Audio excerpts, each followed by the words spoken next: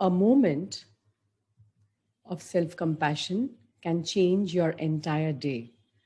A string of such moments can change the course of your life. There's a reason why I am including self compassion as a key resource and as a key aspect of self care. And today we are specifically going to discuss about something that I feel a lot of us grapple with, right? Because I recently did a survey and I've seen this in my coaching practice as well. But even in the survey that I had done about self care, about what women are struggling with, dealing with, and where they need support the most, right? In terms of emotional self care, in terms of being able to take care of themselves, their families, in terms of what they need to show up and move towards their dreams. And one response came up again and again, that of feeling demotivated, right?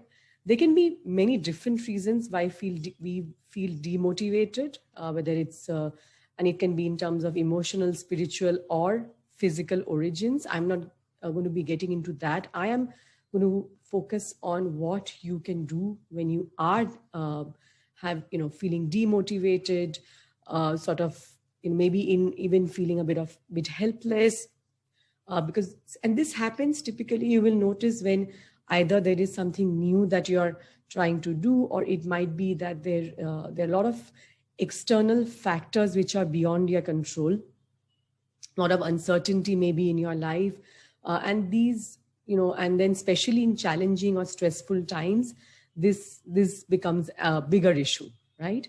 So what can we do when we feel like this, right? Is there anything that can help us? And yes, but what happens is that more often than not, we tend to criticize ourselves, right? We tend to push ourselves. We tend to tell ourselves that how can we even feel this way? How can we not, feel like doing something? How can we probably feel so lazy or, procrastinate, right? And we criticize ourselves trying to make things work. So think back to a time when maybe you were talking to someone else, whether it was a friend or your child, right? Somebody who was feeling demotivated, somebody else who was feeling demotivated, right? Not feeling very inspired to do anything, maybe struggling to finish their work on time. What helped? Did criticizing them constantly help, or was being showing some kindness to them, showing some support, offering them some help, did that help, right? Because you will find that self criticism is not an effective motivator. Self compassion is. But we have this one myth, right, about motivating ourselves, and it does not tend to work, because what happens is our self criticism tends to make us less confident and become afraid of failure. And that then keeps us stuck. On the other hand, if we are compassionate towards ourselves, we are able to keep moving forward even when we stumble. Not because we are any less capable, but because we care about ourselves and give ourselves grace, right? We all of us make mistakes. None of us is perfect. So the things that we will do, we will make mistakes and we will learn from them. But if we are not able to show ourselves some compassion when we do so, when we are not able to give ourselves grace, then it becomes difficult and we tend to give up. We feel demotivated. We feel uninspired. So self-compassionate people are not any less capable or passive or less likely to reach their goals. In fact, they have high personal standards and don't beat themselves up when they fail. So you may or may not think this, but know this: your inner critic is not your friend. It is your inner voice which insults and judges you without any reason. And you may not have a huge issue with this, right? Not everybody has all of what I'm talking about. But if this is something that resonates with you, I want you to listen to this, right? It's the voice, this inner critic. And we all have this voice.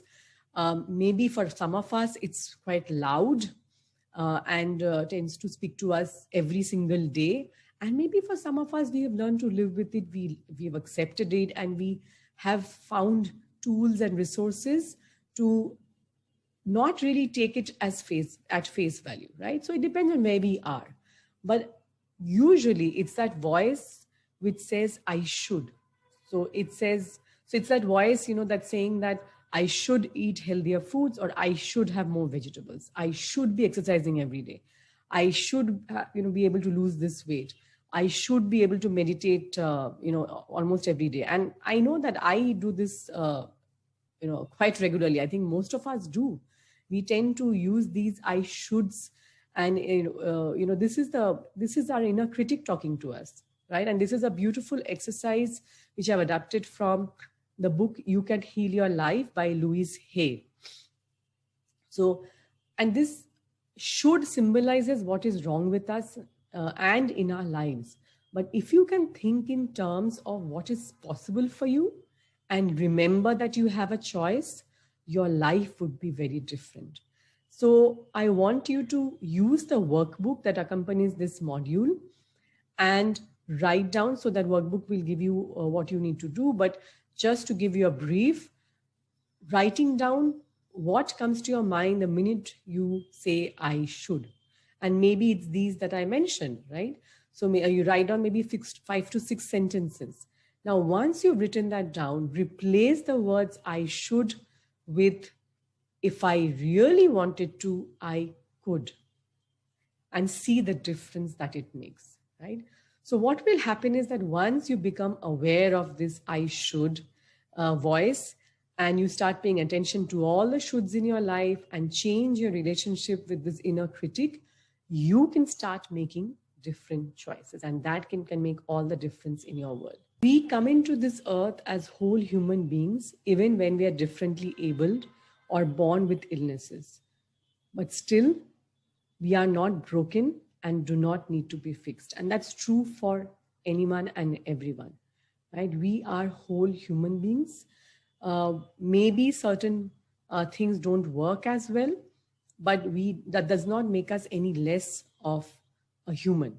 So perfectionism. So these are the two main things that I wanted to highlight as well as perfectionism is concerned, because I think a lot of times our obsession with this tends to keep us stuck because it makes us feel scared of failure and deny us our successes. So perfectionism is not the same thing as striving to be at one's best, but more of a shield to protect ourselves from feeling ashamed and feeling like a failure. And of course, to protect ourselves from criticism, right? It is something that we strive in order to gain other people's approval and acceptance most of the times. However, the problem with this approach is that it really works in the long run, and we remain stuck in this paralysis mode because we are afraid of new opportunities. We are afraid of sharing our gifts in the world because we are afraid of making mistakes, and we are afraid of other people's opinion and disappointing others. So what on the surface striving for perfectionism might seem like a huge motivator, in reality, it keeps us from making changes and moving forward. So by redefining what it means to be perfect and returning to the concept of being whole, just as we are right now, we become unstuck from a fear of failure, judgment, and other people's opinions.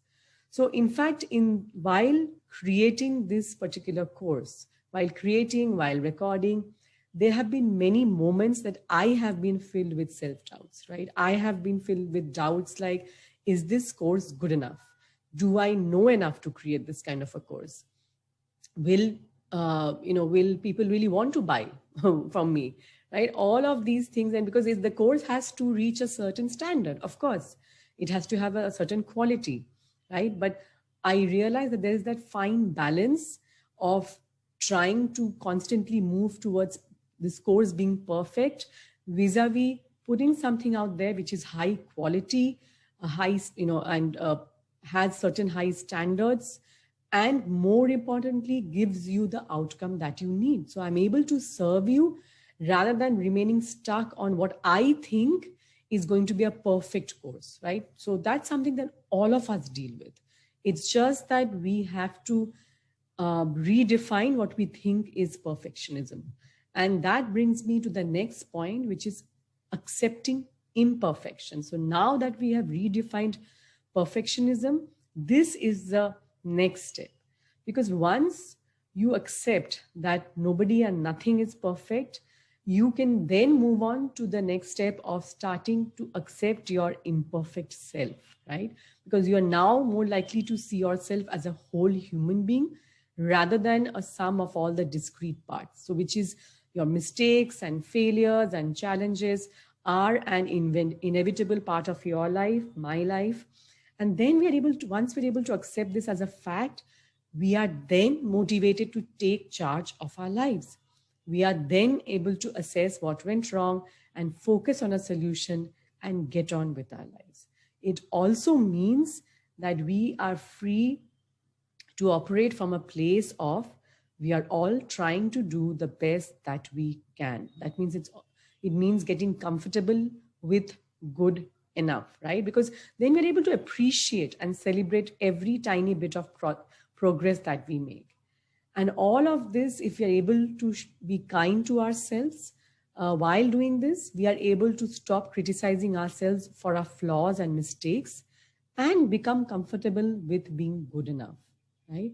And again, I want to point out here that being good enough is not about lowering your standards. As you would have realized, that actually trying to achieve perfection is not always associated with a higher or better quality. It's more about being scared. It's more about being scared of criticism, other people's opinions, rather than doing the best that you can do, right? Rather than coming from a place of service, we often tend to hunker down and just stay stuck, right?